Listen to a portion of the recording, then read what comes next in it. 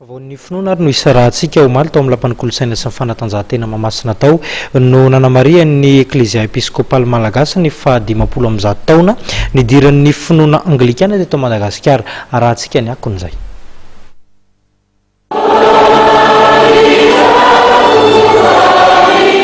Hotsangamaty fanamariana ny Jobily fahadimapolo amby zato taona nidiran'ny fiangonana Anglikana teto Madagasikara dia manapikasana ny anokatra ny radio Anglikana voalohany ny komity mpikarakara izany Jobily izany.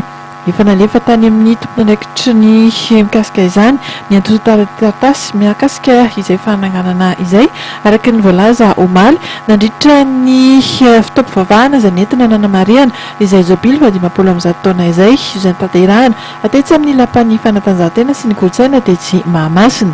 Tsy men'Andriamanitra fanahosa isika fa fanamahery sy fitiavana ary fahaolana tena. Ko aza menaka ny vavambelon'ny tompontsika na fatiny ianao fa aoka ianao mpiolona ny fahoriana ny filazantsara araka ny herin'Andriamanitra izay namonjy antsika sy niantso antsika tamin'ny fiantsoana masina, tsy araka ny asantsika fa araka ny fikasana sy ny fahasoavana izay nolena antsika tao amin'ny Kristy Jesosy hatry ny fahagolana. Tonga nanatrika ity fitaovam-pivavahana ity ny filoham-pirenena Rajoelina Mampianina ny mpikambana sasany eo anivon'ny gouvernemanta sy ireo mpiara-miasa akaiky amin'ny filoha. Ny tapany voalohany moa dia fitaovam-pivavahana izay notarihan'ny Monseigneur Ranarivelo Samuel John ny afatr'Andriamanitra.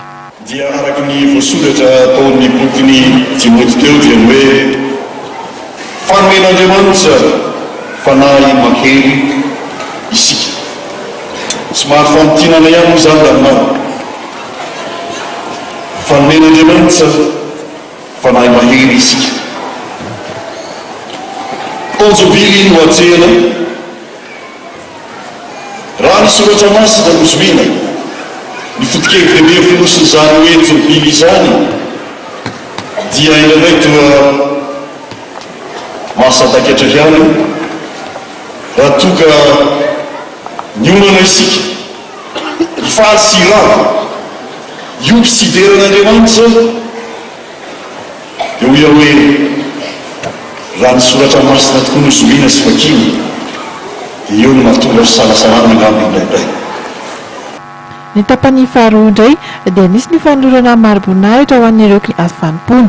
Anisan'izany ny Monseigneur Ranarivelo Samuel John ihany izay mpitarika ity fiangonana Anglikana eto Madagasikara ity. Hatreto ary ny fotoanantsika eto plasy topoko vavy dia isaorana indray ianao tsy nisaraka taminay tao anatin'izay fotoana izay ho amin'ny rapitso indray ny fotoanantsika manaraka amin'ny 7 ariva veloma tompoko.